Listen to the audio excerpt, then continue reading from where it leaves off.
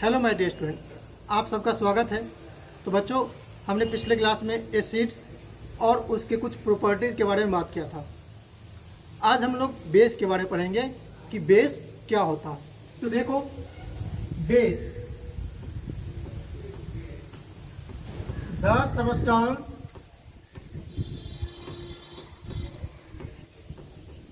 which have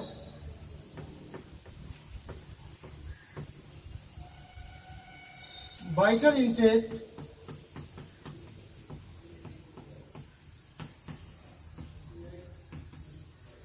and feels soppy on touch is called base. It turns red litmus paper blue।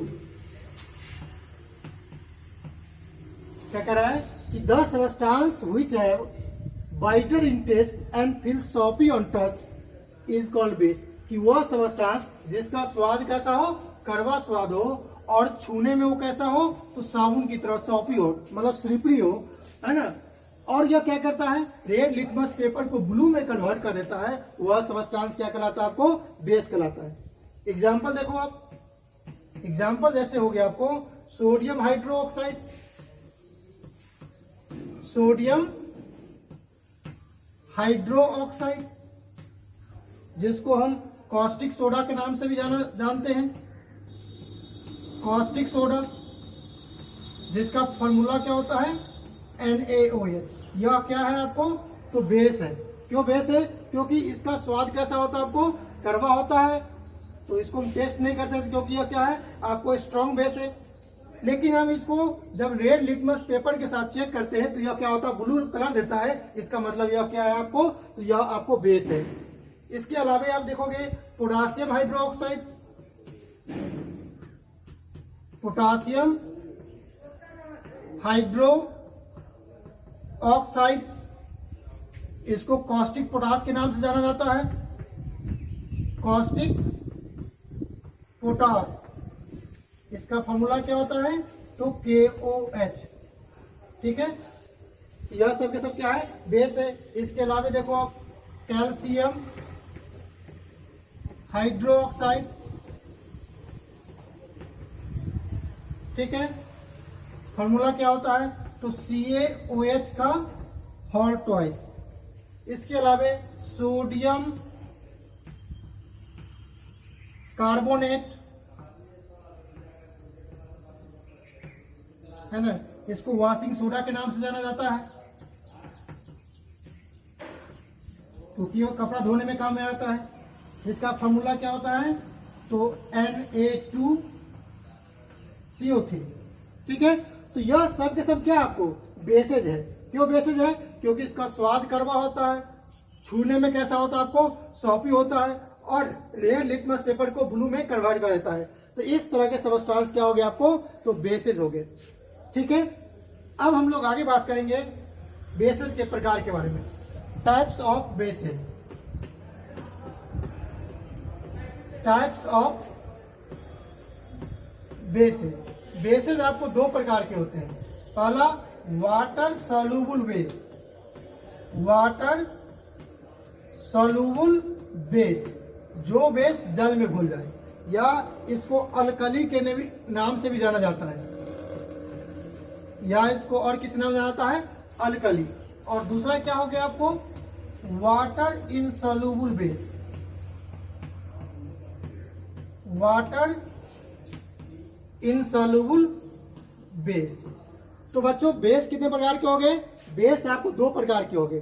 First base का नाम क्या है, water soluble base या alkali, और दूसरा base क्या हो गया आपको, वाटर इनसॉल्यूबल बेस। ठीक है, अब ये वाटर सॉल्यूबल बेस क्या है, तो इसका डिफिनेशन देखो। फर्स्ट हमारा है वाटर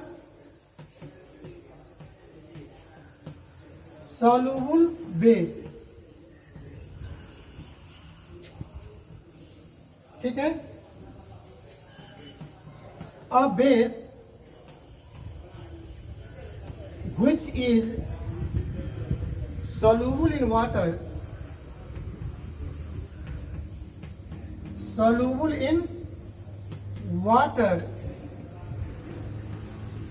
is called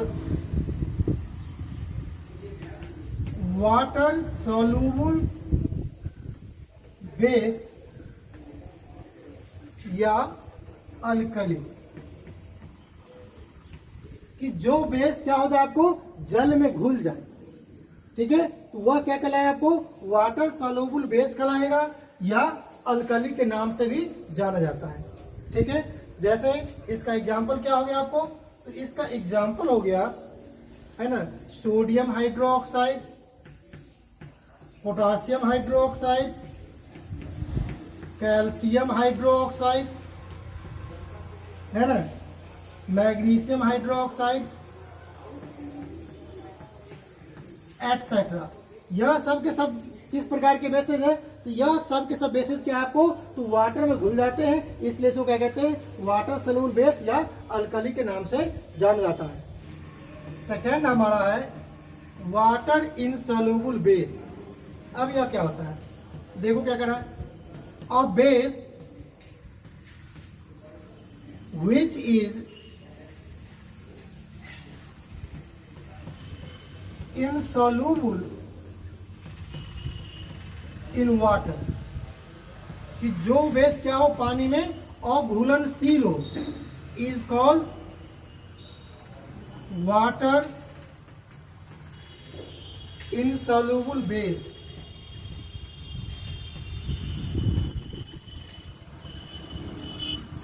ठीक है, क्या कराएगा, और base which is insoluble in water, कि जो बेस क्या हो वाटर में इनसॉल्युबल हो वह क्या कहलाएगा आपको वाटर इनसॉल्युबल बेस कहलाएगा। एग्जांपल में क्या क्या हो गया आपको, एग्जांपल में जैसे हो गया आपको तो कॉपर हाइड्रोक्साइड यह जल में नहीं घुलता है। ठीक है, इसी तरह से मैग्नीशियम ऑक्साइड, जिंक ऑक्साइड, यह सब के सब क्या आपको तो वाटर इनसॉल्युबल बेस है, मतलब यह आपको क्या होते हैं जल में नहीं घुलते, इसलिए यह क्या है आपको वाटर इनसॉल्युबल बेस है। अब हमारा नेक्स्ट टॉपिक है strong base and weak base. अब ये strong base and weak base क्या है, तो जैसा आपने पढ़ा था स्ट्रॉन्ग एसिड और वीक एसिड में आपने पढ़ा था। स्ट्रॉन्ग एसिड क्या था कि जो एसिड जल में घुल करके अधिक मात्रा में H+ आयन देता था वह क्या कहलाता आपको स्ट्रॉन्ग एसिड कहलाता था, है ना। या आप इसको इस तरह से भी कर सकते हो कि जो कंप्लीटली डिसोसिएट हो जाता है वह एसिड क्या कहलाता है आपको स्ट्रॉन्ग एसिड कहलाता था।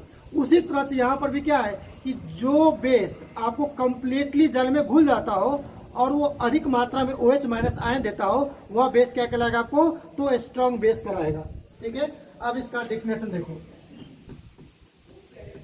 स्ट्रॉन्ग बेस क्या है। Strong base a base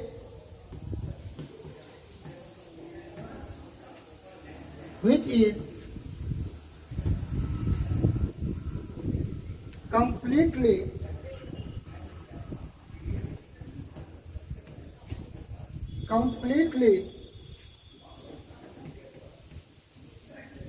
ionized in water and thus produces a large amount of OH-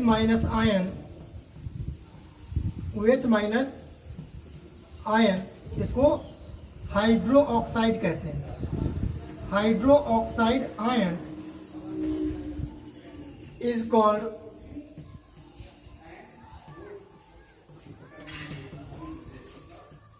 a strong base।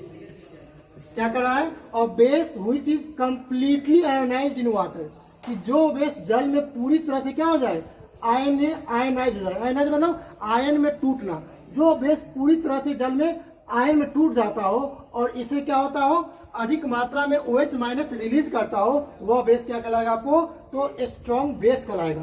जैसे क्या है, तो जैसे देखो आप, जैसे है सोडियम हाइड्रोक्साइड, ठीक है।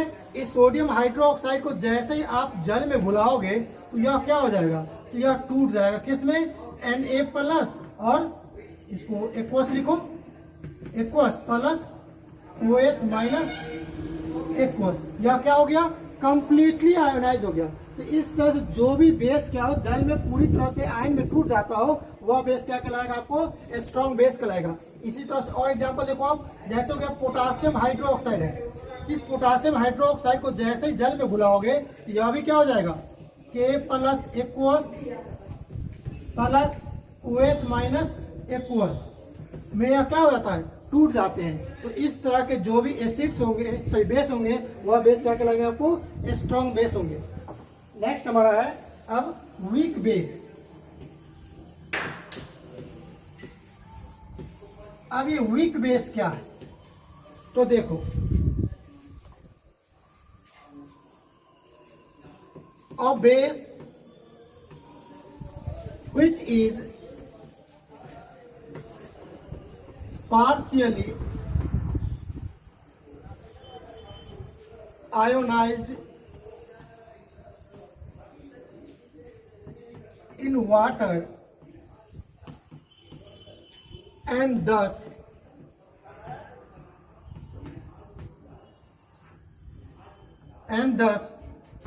produces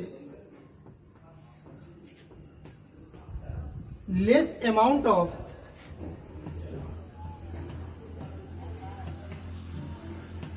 OH- आयन, मतलब hydroxide ion,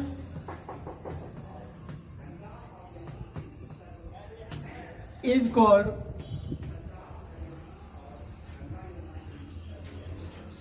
weak base, is called weak base। क्या कह रहा है कि a base which is partially ionised in water, partially मतलब आंशिक रूप से, मतलब कुछ ही भाग उसका क्या होता हो, आयनाइज हो जाता हो, आयन में टूट जाता हो, और इससे क्या होगा, वह बहुत कम मात्रा में OH- आयन रिलीज करता हो, वह बेस क्या कहलाएगा आपको, तो वीक बेस कहलाएगा। ठीक है, जैसे एग्जांपल क्या हो गया आपको, तो जैसे आपको इसका एग्जांपल हो गया अमोनियम हाइड्रोक्साइड, अमोनियम हाइड्रोक्साइड। इस अमोनियम हाइड्रोक्साइड को जैसे हम जल में घुलाते हैं तो यह क्या होगा, NH4+ aqueous plus OH- aqueous देता है यह। ठीक है, तो OH- आयन की मात्रा क्या होती है यहाँ पर, बहुत कम होती है, इसके कारण से यह बेस क्या कहलाता है, आपको वीक बेस कहलाता है। इसके अलावा देखोगे आप कैल्शियम हाइड्रोक्साइड, ठीक है, इसको भी जब घुलाएंगे तो क्या होगा, यह Ca2+ aqueous plus twice OH- aqueous में यह टूट जाएगा। तो इस तरह से यह सारे के सारे बेस क्या आपको वीक बेस है। क्यों वीक बेस है, क्योंकि यह बहुत कम मात्रा में OH- आयन देता है और वो पार्शियली आयोनाइज होता है। तो इस तरह से यह बेस क्या कहलाएगा, आपको वीक बेस कहलाएंगे। ठीक है, नेक्स्ट टॉपिक है properties of bases. Properties of base, base का प्रॉपर्टी। फर्स्ट प्रॉपर्टीज क्या है, तो देखो, bases have bitter in taste. Base का स्वाद क्या होता है, बाइटर होते हैं, मतलब कड़वा होते हैं। सेकेंड प्रॉपर्टीज क्या है, तो सेकेंड प्रॉपर्टीज कह रहा है कि it feels soppy on touch. इसको जब टच करेंगे तो कैसा फीलिंग देगा, यह सॉपी फीलिंग देगा आपको। इसके अलावा थर्ड पॉइंट क्या है, कह रहा है, तो it turns red litmus paper blue. यह क्या करता है, रेड लिटमस पेपर को ब्लू में कन्वर्ट कर देता है। नेक्स्ट फोर्थ पॉइंट क्या कर रहा है कि इट कंडक्ट इलेक्ट्रिसिटी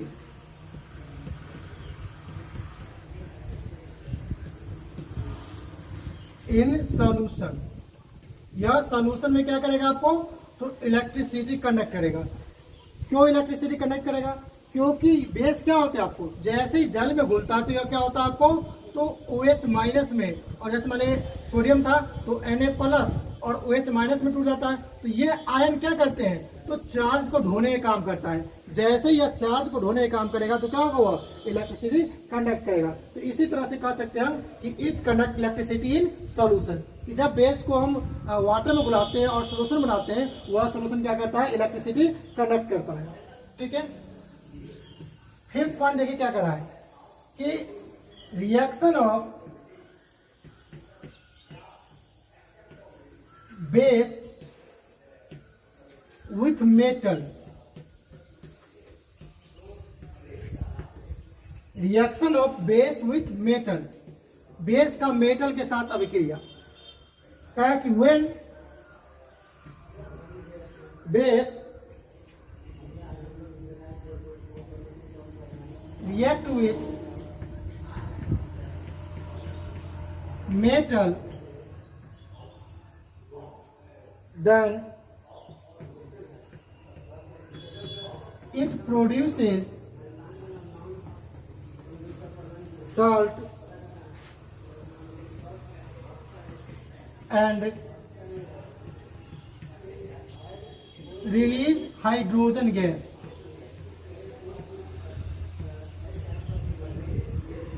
क्या कर रहा है कि जब बेस क्या करेगा, मेटल के साथ रिएक्ट करेगा तो वह क्या बनाएगा आपको, तो वह साल्ट बनाता है और इसके साथ क्या करता है, हाइड्रोजन गैस रिलीज करता है। जैसा आपने पढ़ा था एसिड में कि एसिड भी जब मेटल के साथ अभिक्रिया करता है तो क्या करता है, तो सेम बातें हो रही थी, साल्ट बना रहा था और हाइड्रोजन गैस रिलीज करता है। तो उसी तरह से बेस भी क्या करता है कि जब वह क्या करता है, मेटल के साथ अभिक्रिया करता है तो वह आपको क्या करता है, तो साल्ट बनाता है और हाइड्रोजन गैस रिलीज करता है। ठीक है, अब यहाँ पे लिखेंगे हम, बेस जब मेटल के साथ अभिक्रिया करता है तो क्या देता है, वो साल्ट प्लस हाइड्रोजन गैस। ठीक है, आप इस पर क्या कर सकते हो, बैठा सकते हो कि बेस जब मेटल के साथ अभिक्रिया करेगा तो साल्ट और हाइड्रोजन गैस बनाएगा। अब जैसे एग्जांपल देखिए,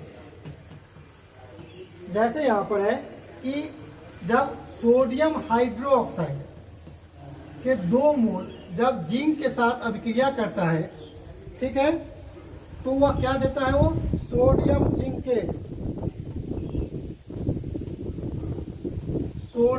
जिंकेट प्लस हाइड्रोजन गैस।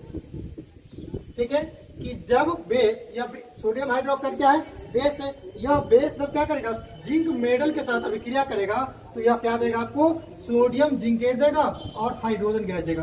तो इस तरह से हम कह सकते हैं कि जब बेस मेटल के साथ अभिक्रिया करता है तो क्या देता है, वो साल्ट और हाइड्रोजन गैस रिलीज करता है। यहाँ पर हम अपवर्ड एरो का उपयोग करें, यह अपवर्ड एरो यह दिखाता है कि यहाँ से क्या हो रहा है, गैस रिलीज कर रहा है। ठीक है, इसको आप ध्यान रखोगे। हमारा 6th पॉइंट है, reaction of base with acid. Reaction of base with acid, कि बेस का एसिड के साथ रिएक्शन क्या कर रहा है, when a base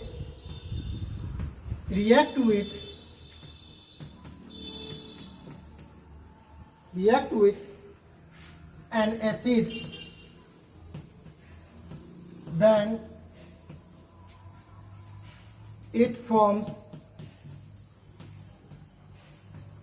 salt and water। क्या कर रहा है कि जब बेस क्या करेगा, आपको एसिड के साथ रिएक्ट करेगा तो क्या बनाता है, वो साल्ट और वाटर बनाता है। ठीक है, अब इसको लिखो इस तरह से कि base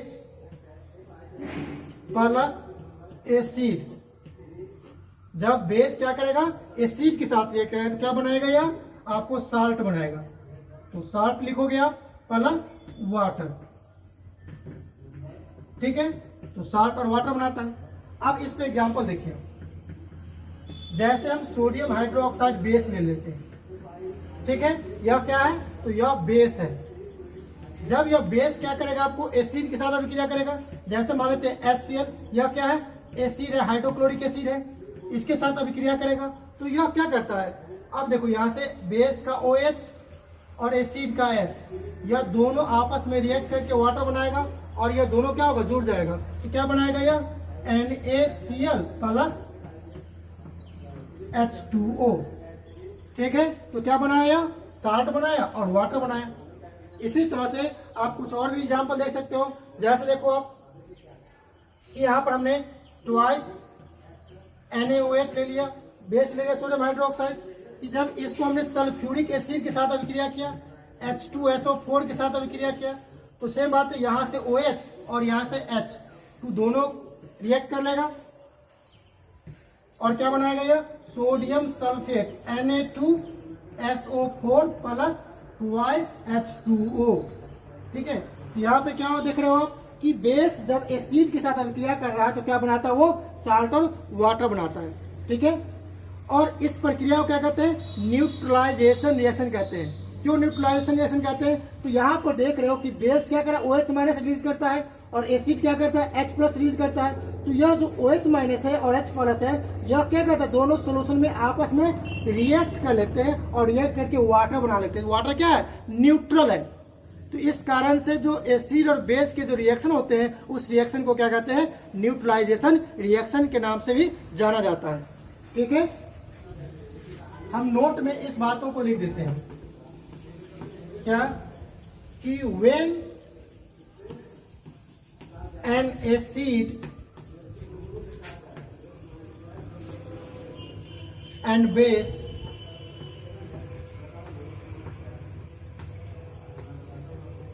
combine together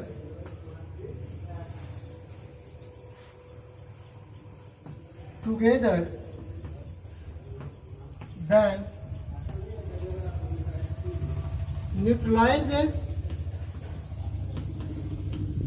neutralization reaction occurs due to the combination of hydrogen ion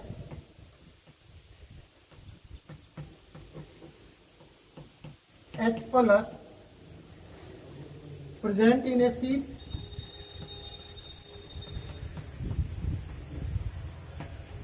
and hydroxide ion OH minus present in base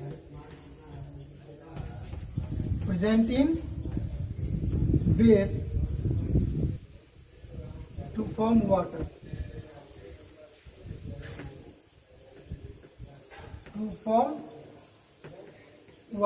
क्या कह रहा है कि when an acid and base combine together then neutralization reaction occurs, कि हमने कुछ पहले बताया आपको कि जब एसिड और बेस दोनों आपस में रिएक्ट करेगा तो क्या होगा, वो न्यूट्रलाइजेशन रिएक्शन होगा। क्यों न्यूट्रलाइजेशन रिएक्शन होगा, क्योंकि जो H प्लस आयन एसिड के द्वारा जो प्रोड्यूस होता है और बेस के द्वारा जो OH माइनस आयन प्रोड्यूस होता है, वह दोनों आपस में कंबाइन करके वाटर का निर्माण करते हैं। तो देखो इस तरह से यह H प्लस एक्वस और OH माइनस एक्वस, यह दोनों क्या करेगा आपको, तो दोनों कंबाइन कर जाएगा और कंबाइन करके क्या बनाएगा, आपको वाटर बनाएगा। तो इस तरह से वाटर क्या न्यूट्रल है, तो इस तरह के जो रिएक्शन होंगे उस रिएक्शन को भी क्या कहेंगे, हम न्यूट्रलाइजेशन रिएक्शन कहेंगे। 7th पॉइंट है reaction of base with non metal oxide, base का नॉन मेटल ऑक्साइड के साथ रिएक्शन, कि जब बेस नॉन मेटल ऑक्साइड के साथ रिएक्शन करेंगे तो क्या बनाएगा। तो देखो क्या कर रहा है, when base when a base react with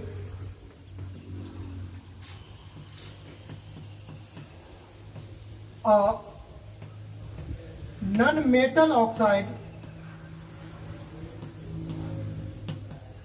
then it forms salt and water। कि जब बेस नॉन मेटल ऑक्साइड के साथ अभिक्रिया करता है तो क्या बनाता है वो? साल्ट और वाटर बनाता है। ठीक है, अब लिख दो इसको, base plus non metal oxide, this gives salt plus water. ठीक है, तो रिएक्शन को इस फॉर्मेट पे आपको लिखना होगा। एग्जाम्पल जैसे देखो, जैसे एग्जाम्पल में हो गया कैल्शियम हाइड्रोक्साइड, क्या है? बेस है, क्योंकि OH है, बेस हो गया। जब यह नॉन मेटल ऑक्साइड जैसे कार्बन डाइऑक्साइड के साथ अभिक्रिया करता है तो क्या बनाता है यह? Calcium carbonate, CaCO3। ठीक है, और वाटर, यह साल्ट हो गया और यह वाटर हो गया। तो इस तरह से हम कह सकते हैं कि जब बेस नॉन मेटल ऑक्साइड, यह कार्बन डाइऑक्साइड क्या है? कार्बन नॉन मेटल है, और नॉन मेटल जब ऑक्सीजन के साथ अभिक्रिया करता है तो ऑक्सीजन बनाता है, तो नॉन मेटल ऑक्साइड हो गया। कार्बन डाइऑक्साइड के साथ अभिक्रिया किया तो क्या बनाया? कैल्शियम कार्बोनेट और वाटर बनाया। तो इस तरह से हम कह सकते हैं कि बेस जब नॉन मेटल के साथ अभिक्रिया करता है तो साल्ट और वाटर बनाता है। ठीक है, तो आज की क्लास में हम लोग इतना ही बात करेंगे। कल की क्लास में हम लोग एसिड्स और बेस के यूजेज के बारे में बात करेंगे। ठीक है, थैंक यू।